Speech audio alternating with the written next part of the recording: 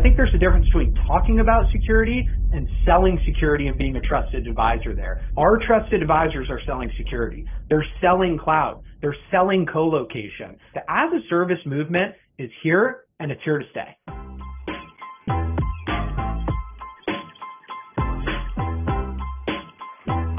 Hey everybody, and welcome to the Incident Report presented by Quest Technology Management. I'm Paul Burke, Director of Technology Communications.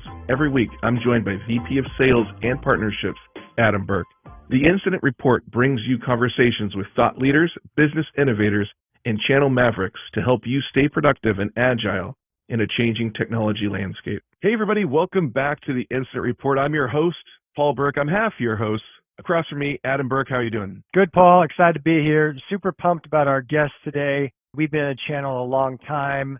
Got a little bit of nepotism in our employment here, and I think that's shared with our esteemed guest coming up. So I think we had a great interview. Looking forward to sharing it with everyone on the podcast today. A little different setup today. So joining Adam and I and Quest National Channel Manager Brian Perdue today is Max Schuman of AVANT. Max joined the AVANT team in 2022 via acquisition and is the West Region Director of Sales. Max and AVANT are committed to the success and growth of their national strategic VARs and trusted advisors. Really enlightening conversation, learned a lot.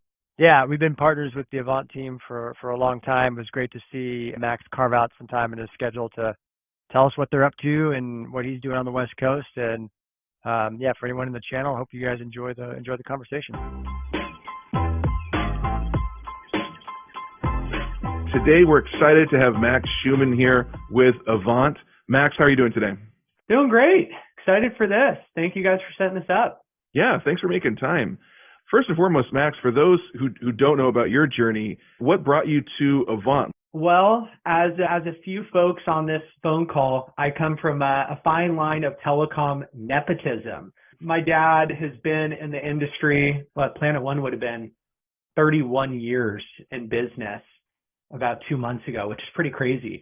But I got into telco pretty early, literally straight out of college. I started interviewing senior year with a few providers in the space, ended up landing at Masergy, where I kind of came through the ranks up there working at an MSP. So started on the inside team, ripping up the phones and cold calling like crazy, ended up going to the global team, and then shifted kind of more onto the contact center alliance team. So had a different kind of perspective before going over to Planet One, really heavily on the managed networking, large global opportunities, loving the security side of things as well, and then shifting over into contact center. So got my bearings over at Masergy, went over to Planet One for about 2.5 years, which was awesome to work at the family business, work with my dad, work with my brother, and then we got purchased by AVANT, where we've been really crushing it for just over a year now over on the West. So helping to lead up some of our strategic partnerships with some of the largest trusted advisors and some of the best trusted advisors over on the West.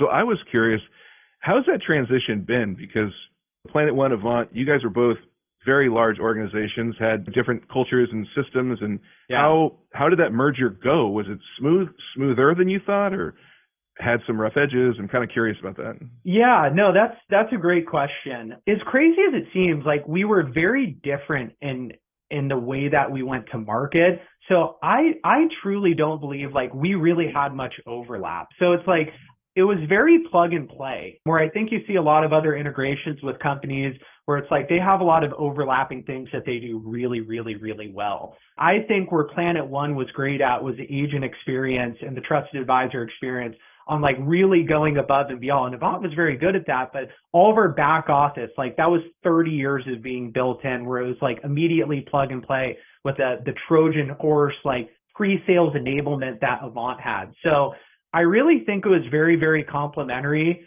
Even to this day, it's like we've seen a massive uptick with our trusted advisors being able to grow immediately from Planet One into the AVANT ecosystem. And it's been like all gas, no brakes. So as far as the integration timeline, I would tell you it was as seamless as it could have been, because we were inherently so different. And like we always said, it's like one plus one, I think it's like equals 5. But, you know, in this sense, it's really been a multiplier for all of us and for our trusted advisors. when you were going through that transition and what you're seeing with the Avant ecosystem and trusted advisors, what do you see on the West as far as like where are people like just knocking it out of the park in your mind? And Quest, we're a supplier in the channel. We've been doing this for a while as well, and always interested. You're leading the team from a Western standpoint and working out with the trusted advisors out here. Where are agents and the TAs out here succeeding, and then also where do you think there's a gap? Any thoughts there? That's a very fair question, because I think something we all can agree on is that this business and these trends are very cyclical. Over, let's say, the last 6 months, we've seen a massive kind of shift in where businesses are going and where they're starting to think. What I've seen is a lot of people went and they were in COVID and they bought a lot of technology. And I think there's a difference between understanding technology and then making that technology work within your ecosystem. I think we have a lot of that now. I think just because people understand something doesn't necessarily mean that they're up to speed on it every single day. They're managing it. They're looking for operational efficiencies and technology efficiencies within that tech stack and the things that they've bought. So where we've seen a lot of opportunity, managed services coming up, a lot of security people that inherited technology and are looking to host it under one umbrella. We've seen a lot of people go to the massive hyperscalers and sit back in 2-3 years later and go, well, I'm getting an invoice. I have no idea why it keeps raising, and I want somebody to manage it. So I think like specifically within cloud security, that's technically where we've been seeing a lot of traction lately, is the people who are like, maybe I can just buy something and then have somebody like you guys come in and manage it. That's where I would tell you a lot of the medium enterprise, even a lot of where the enterprise is starting to think with those opportunities. So heavy influx of managed service opportunities have really, really started to come to fruition lately. I was talking with your brother Jake at, I think it was Channel Partners. We were hanging out in the Avant Lounge, and he was kind of asking folks around, what do you like about Pathfinder? What do you like about the application? You know, and they were coming up with some cool stuff, it sounds like. So excited to hear about that, I think, later this year. But one of the things, you know, when I knew you guys back at Planet One, you guys had your own back office and some pretty cool applications. And I think one of the coolest features that was embedded in your system was customer spend descriptions and kind of showing the trust advisors and the agents, hey, you have this part of that business, but by the way, here's all the other things that organization is executing on and spending, and this is where their wallet share, right? Here's their security spend, here's their application development spend, here's their UCaaS. That was such a powerful like visual, I think. I mean, we're all salespeople at the end of the day, right? And we're all kind of trying to figure out where people are looking for help. Yeah. I thought that was amazing, an amazing feature. And I'd love to hear if Avant's thinking about bolting that type of capability into things for your trusted advisors. And I just thought that was a very, very powerful cross-sell visual for people. Yeah, that intent data is incredibly powerful.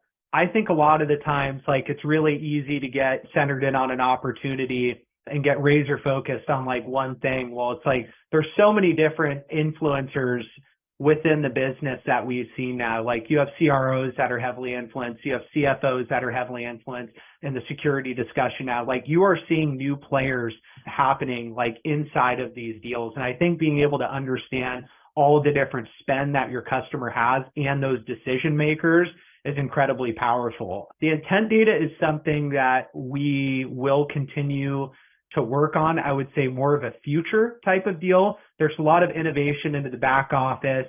I would say like visibility into the business that we're providing in P2.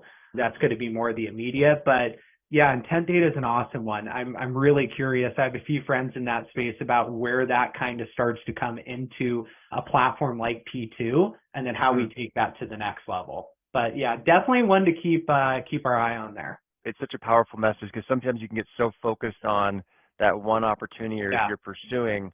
And now Brian and I talk about this all the time with the trust advisor communities that we're talking to.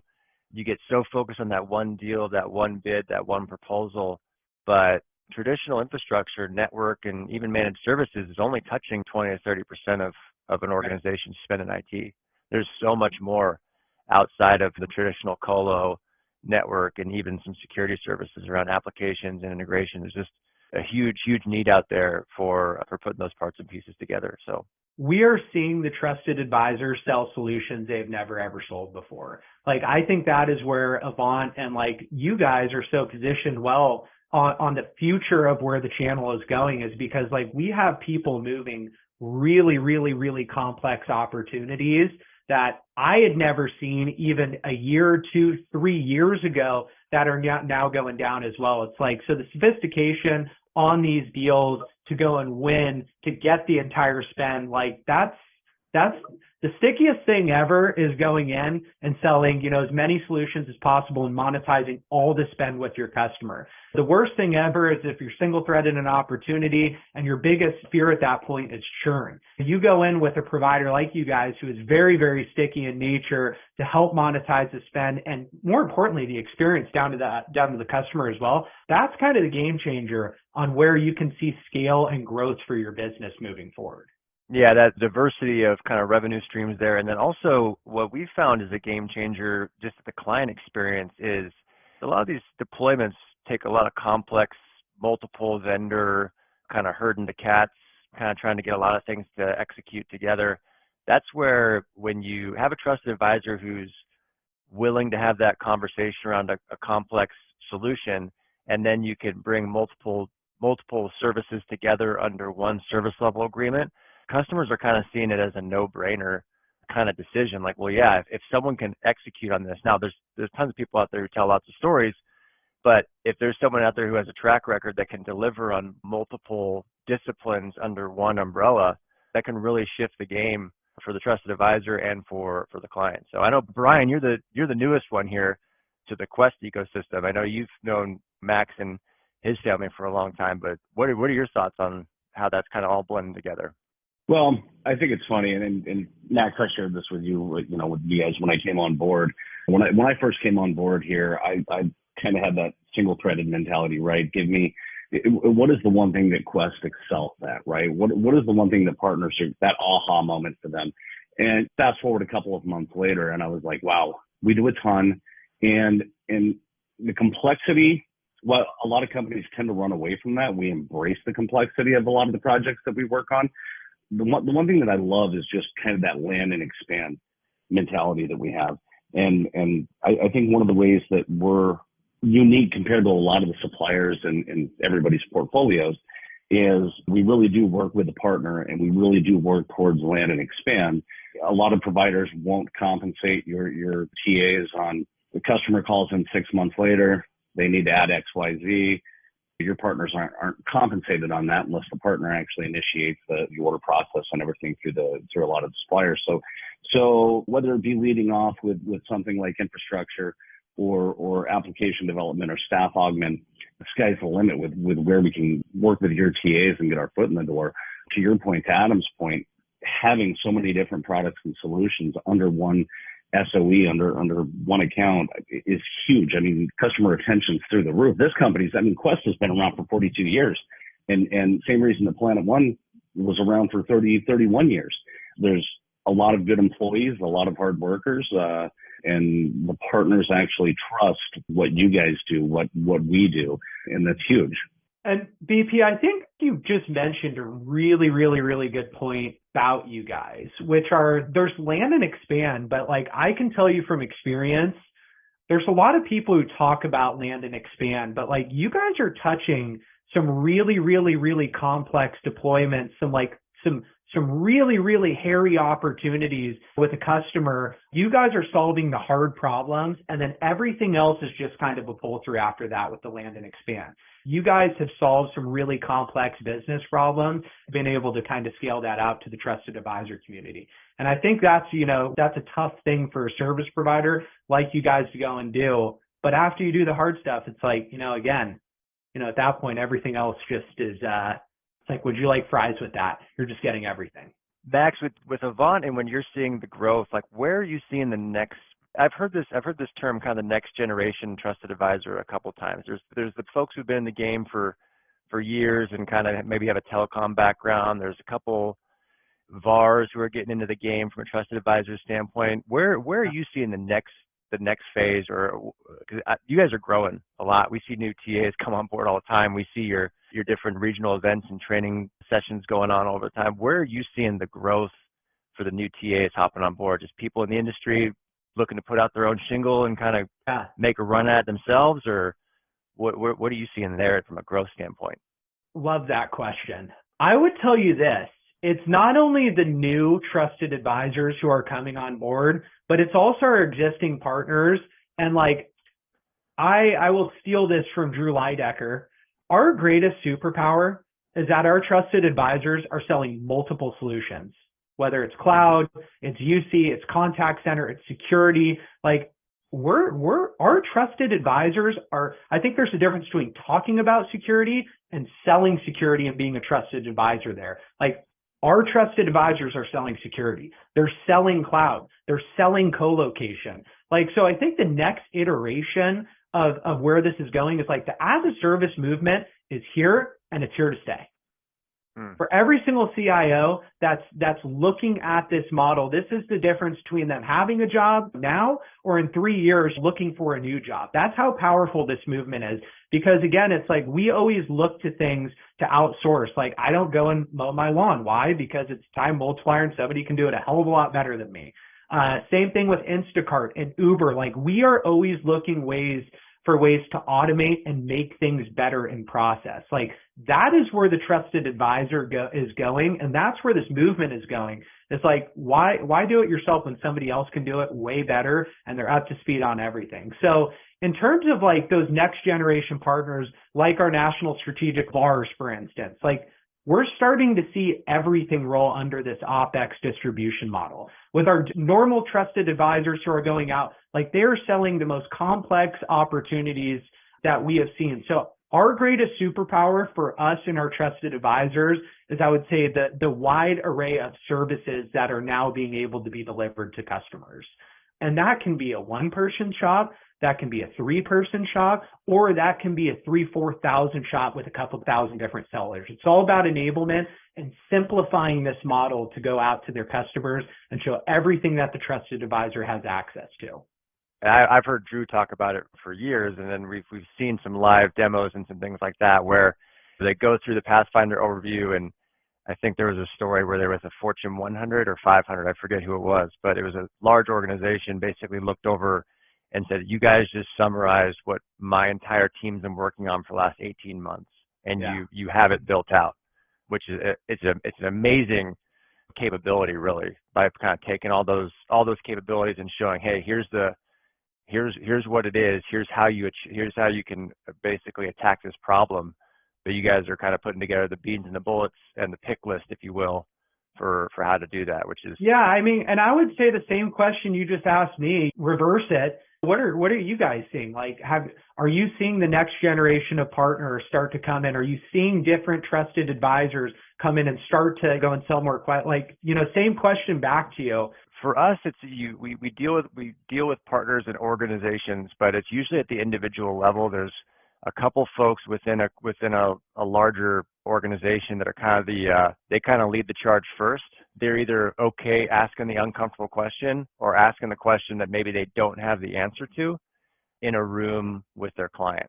Mm-hmm. We're seeing success with organizations that are willing to kind of get outside of that normal comfort zone, and that's traditional legacy VARs that have been selling subscriptions and boxes and hardware for a long time, that are seeing that their clients are needing help with integration and ongoing day two management, and just asking that question, hey, how are you guys planning on managing this application after it's rolled out? Or how are you planning on migrating to this hyperscaler?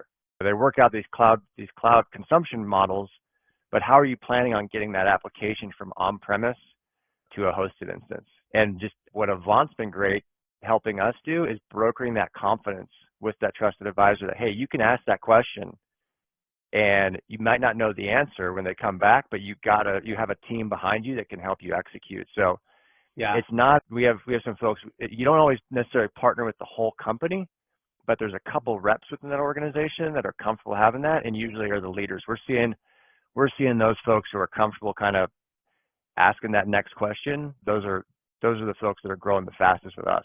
I think challenging was the theme of our special forces last year. And it's exactly right. And I think it kind of echoes exactly what you said. It's like we need to start challenging people to think differently about technology. I think that's really powerful. And it's like, if you're not doing it, somebody else is. It's like challenge new thoughts of different ways to do things. I love that you guys are seeing that. Yeah, and it can happen, in one meeting, or it can happen over the course of an engagement. We had one organization that started out just with helping them monitor, manage, and support some firewalls that the client was going to be purchasing and kind of doing a traditional way.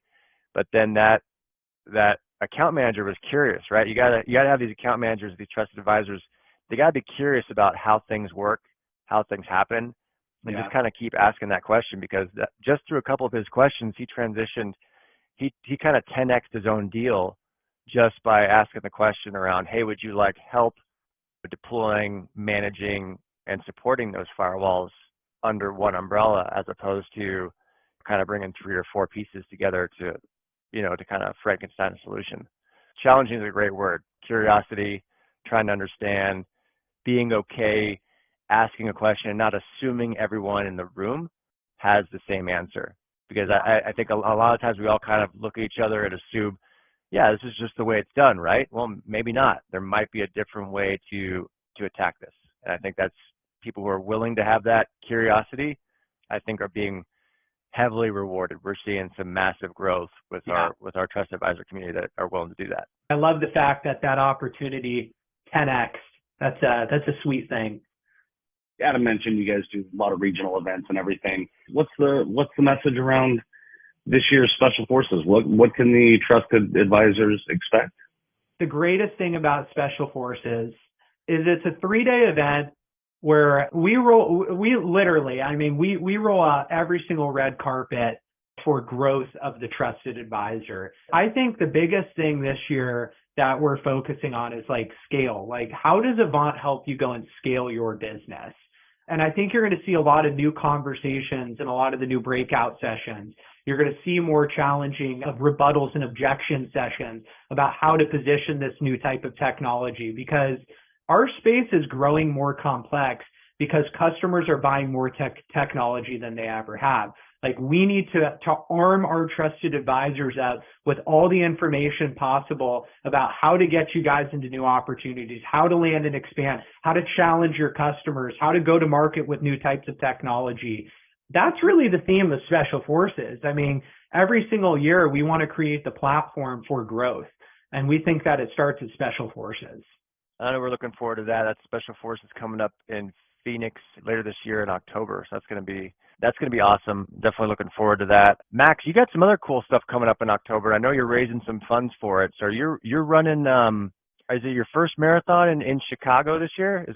That's going down October? I'm running my first and potentially my last marathon. We will see. Ultimately, I'm running for Lurie Children's Hospital and raising funds there. So currently I'm at $4,700, trying to raise $6,000, and all the proceeds go back to the Children's Hospital and directly the children in need. So very, very passionate about this one. My family and my uncle works at a Phoenix Children's Hospital where he's a CDO. My cousin went through care at Phoenix Children's and unfortunately lost his battle. But what these hospitals do, what these people do, is nothing short of absolutely amazing. So wanted to raise, funds for a good cause. That's awesome. Well, congratulations on getting after your first marathon, and we'll definitely put the link to your fundraising page in the show notes here and blast that out to accompany the episode to our many, many listeners that is growing every single day, Paul. So we'll definitely get that blasted out. And Max, very important question. I think everybody wants to know, what is on your playlist when you're about to run a marathon? What music are you going to? If my camera were working, you would see me just put my hand over my face right now, because that question ranges every single day. Mm-hmm. I think EP would be proud of me with that electric guitar in the background. Little Motley Crue, Kickstart My Heart. That gets me rolling. Maybe even a little AC/DC. I love the old rock and roll. But so what I've done is for every $100, I'm doing a song suggestion. that's contributed. So if you have the $100, you get to send over a song recommendation. And what I will tell you is as many amazing people are in this channel, some of them are trying to torture me with these song recommendations. It's pretty hilarious. I've got some good ones. You don't have to call anybody out, but what is the worst song so far that has to be on your playlist? I've got some Rick Esty in there, but I've also got a song from Mr. Wiggles.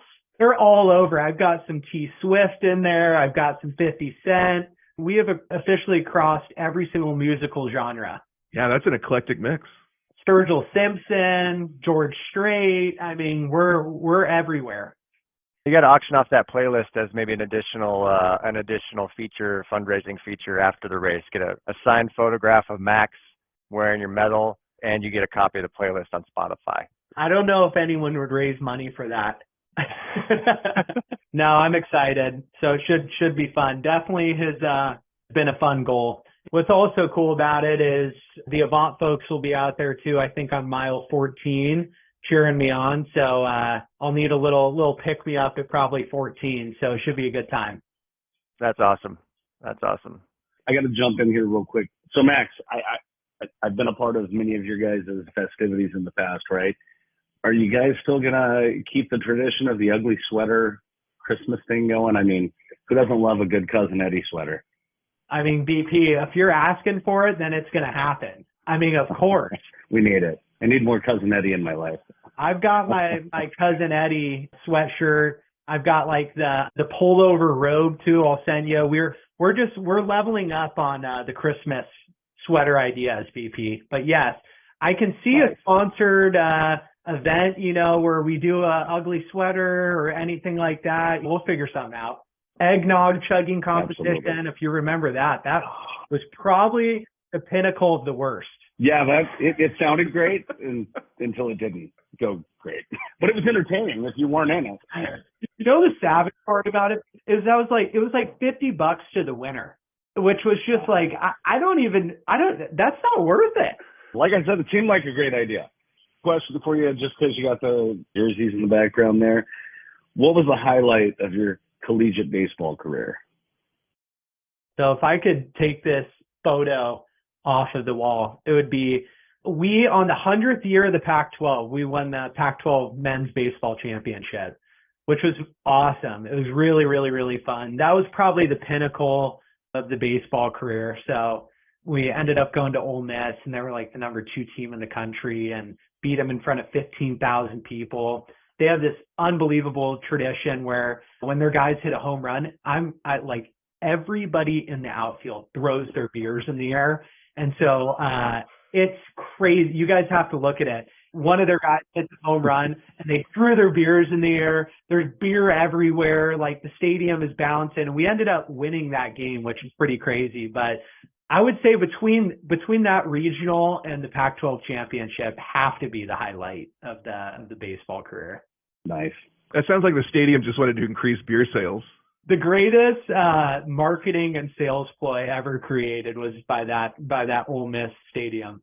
Now I just get to hit dingers and slow pitch softball, which is probably equally as fun. Max, if anybody wants to get a hold of you, what's the best way for them to do that?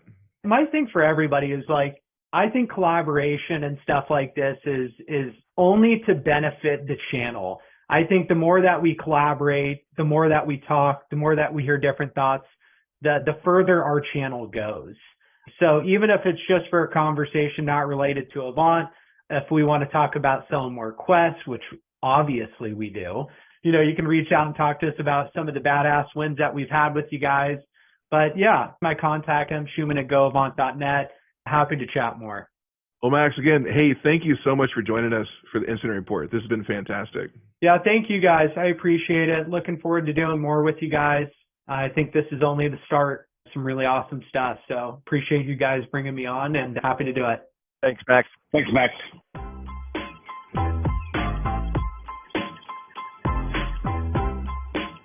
Thanks so much for listening. The Incident Report is brought to you by Quest Technology Management. With over 40 years of experience, Quest is a leading technology integrator working seamlessly with your staff and systems to achieve your IT goals. Learn more about everything they do at questsys.com. And if you have questions or suggestions for the podcast, you can always email Adam and myself at theinциdentreport@questsys.com. We hope you have a great week, and we'll see you next time.